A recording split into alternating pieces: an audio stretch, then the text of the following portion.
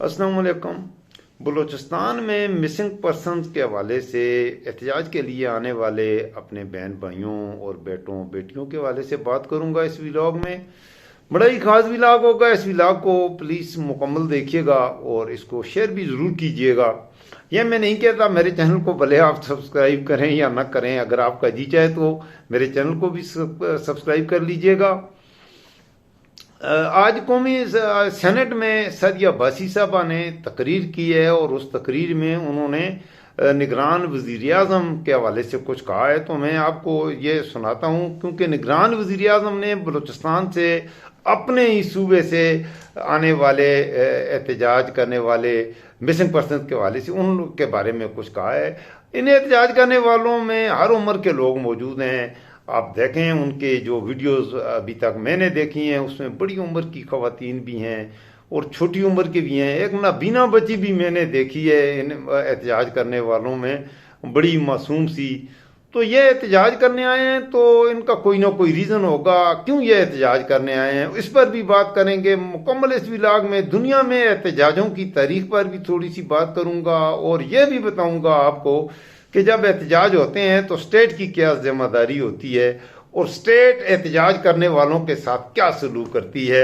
आया उसे डंडे मारे जाते हैं, आया उन पर वाटर कैनन से पानी फेंका जाता है, या कोई और भी तरीका है जिससे एहतजाज करने वालों को पुरअमन तरीके से वापस अपने घरों को भेजा जा सकता है। बड़ा ही खास व्लॉग होगा, इस व्लॉग को मुकम्मल ज़रूर देखिएगा, ये मैं आपसे एक बार फिर रिक्वेस्ट करूँगा। अब मैं अपने मौजू पर आने से पहले मैं अपनी बात तो बाद में रखूंगा। ये सादिया अब्बासी साहबा की ये तकरीर मैं आपको सुनाना चाहता हूँ जो आज उन्होंने सेनेट में की। तो पहले ये तकरीर सुन लीजिए उनकी, फिर मैं अपनी राय भी आपकी खिदमत में रखूंगा। ज़रा ये सुनिए प्लीज़।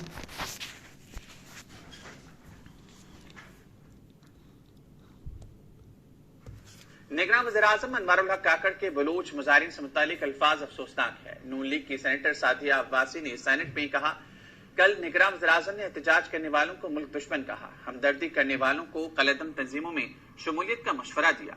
अगर वो मुल्क दुश्मन लोग थे तो उन पर मुकदमात क्यों नहीं बनाए गए। इस तरह की बातें करके नफरत बढ़ाकर मुल्क के मसाइल हल नहीं होंगे।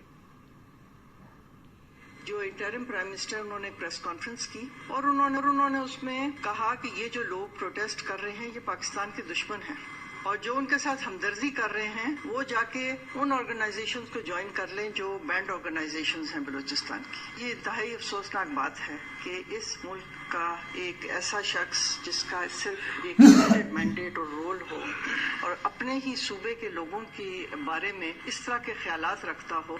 अगर वो मुल्क दुश्मन लोग थे तो उनका ट्रायल क्यों नहीं हुआ, उनके केस उन पे क्यों नहीं बनाए गए। इस तरह की बातें करके मुल्क में नफरतें फैलाने से मुल्क के मसाइल हल नहीं होंगे।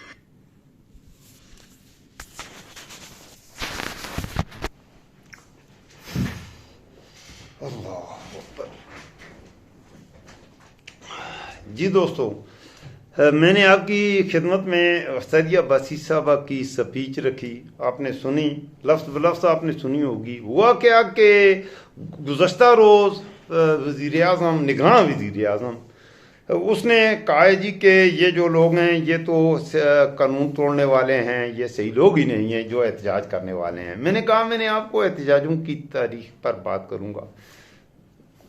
गुज़श्ता सदी के दौरान सबसे बड़ा जो एहतजाज मेरे ख्याल में हुआ था वो अमेरिका में मार्टिन लूथर और एक्स मैल्कम का वो जो एहतजाज था कालों के हकूक़ के लिए।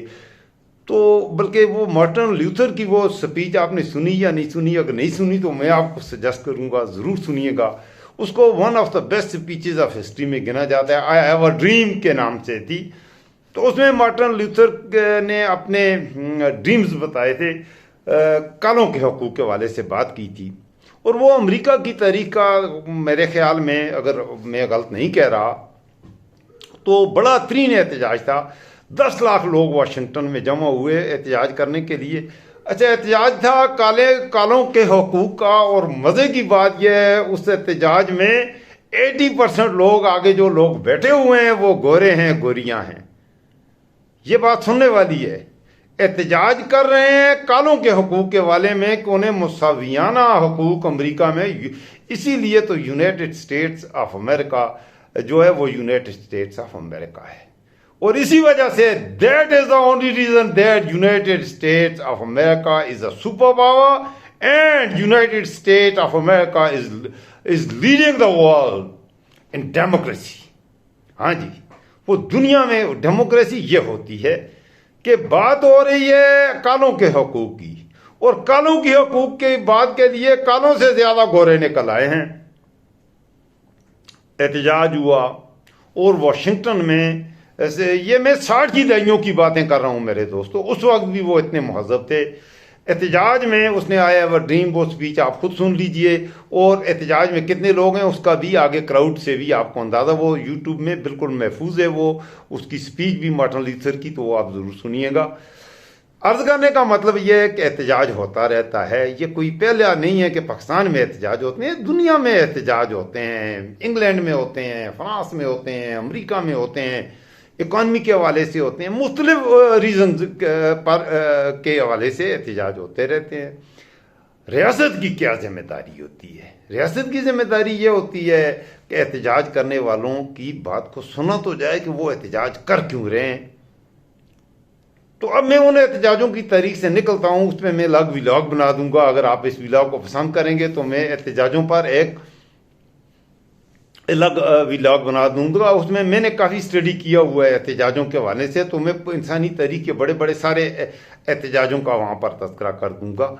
एहतजाज थोड़े से लोगों का हो या बहुत से लोगों का, कमज़ोर लोगों का हो या ताकतवर लोगों का, एक रियासत की जिम्मेदारी ये होती है कि वो देखे तो सही कि ये एहतजाज क्यों कर रहे हैं। फिर एहतजाज में उनको जाहिर है जो लोग एहतजाज करते हैं उनकी कुछ डिमांड्स होती हैं, उनका एक चार्टर्ड ऑफ डिमांड भी होता है। जैसे ये बलूचिस्तान से बच्चियाँ आई हैं और वो पढ़ी लिखी बच्ची है, माशाल्लाह सुना है कि वो डॉक्टर बन रही है, नौजवान बच्ची है, बड़ी मासूम सी बच्ची है, अल्लाह अकबर, और वो बड़ी मेहनत की है उसने। मैं उसके हौसले को मैं तो सल्यूट करता हूँ, ऐसी बहादुर बच्ची का कि वहाँ पर उन पे हुई, और उसने आके 6 नुकाती किया है कि ये वो उनको देख लें। वो कि मेरे ख्याल में वो सारी चीज़ें जो वो डिमांड कर रही है वो इंसाफ डिमांड कर रही है। मुख्तसर में ये कहूँगा कि वो कुछ भी नहीं डिमांड कर रही, वो आपसे पैसा नहीं मांग रही, वो आपसे तरक्की नहीं मांग रही, वो आपसे इंसाफ मांग रही है। बलूचिस्तान वालों के लिए उनका हक मांग रही है, जीने का हक मांग रही है। और जीने का हक मांगना इस कदर बड़ा गुनाह है कि उसके बदले में वो इस्लामाबाद में पहले पहुंचे तो वाटर कैनन से उनको किया गया। अब आज पुलिस गई वहां पर, और उनके खैमे थे और उन्होंने कुछ ब्लैंकेट्स वगैरह मंगाए। रात को बड़ी सर्दी होती है, एहतजाज ऐसे एहतजाज करना, वो 10-15 दिन से वो सड़कों पे पड़े हैं वो बेचारे। और वो तो सर्दी से, इस्लामाबाद में तो रात को जो लोग इस्लामाबाद में रहते हैं आपको पता है कितनी शदीद सर्दी है। इस सर्दी में वो उनको कोई सहूलत भी मुयसर नहीं है। ऐसे हालात में पुलिस जाती है, जाके उनसे कंबल वगैरह छीन के उनके टेंट वगैरह उठा के फेंक रही है। आज के ये मनाजर है, पता नहीं है आज रात को एक और नया कौन सा करबला सजने वाला है इस्लामाबाद में, अल्लाह माफ़ करे। मेरे ख्याल में आज रात को कुछ बड़ा होने वाला है। ये मैं अपने पाकिस्तानियों, बाकी आप जागते रहिए, जागते रहना मेरे दोस्तों। कुछ मुझे महसूस पुलिस के रवैये से ये था कि पीछे से कोई बड़ा हुक्म आ चुका है। उनका पुलिस वाले वो वहाँ पर जो मोटा कटा पुलिस वाला था उसका जो लबुलेजा था वो यही था। बहरहाल अब सादिया अब्बासी की जो तकरीर मैंने सुनाई आप पीछे से फिर सुन लीजिए, उसने क्या कहा। साथ में कुछ और भी ऐड करूंगा अपने तजिए में। उसने जो कहा एक एक लफ्ज उसका खुदा की कसम हीरो में तोलने के बराबर है। बहुत ही मुअज़्ज़बाना, और सादिया अब्बासी ने जो की है बहुत अच्छा मसला है जो उठाया है बड़े अच्छे अंदाज में। अब यहाँ पर ये वज़ीर आज़म जो निगरान वज़ीर आज़म है, पहली बात यह है कि एक निगरान वज़ीर आज़म की जिम्मेदारियाँ क्या होती हैं, एक निगरान वज़ीर आला की क्या जिम्मेदारियाँ होती हैं। तो इस वक्त पाकिस्तान में सारे सूबों में भी निगरान वज़ीर आला हैं, निगरान गवर्नर हैं, और सेंट्रल में भी सारा कुछ निगरान है।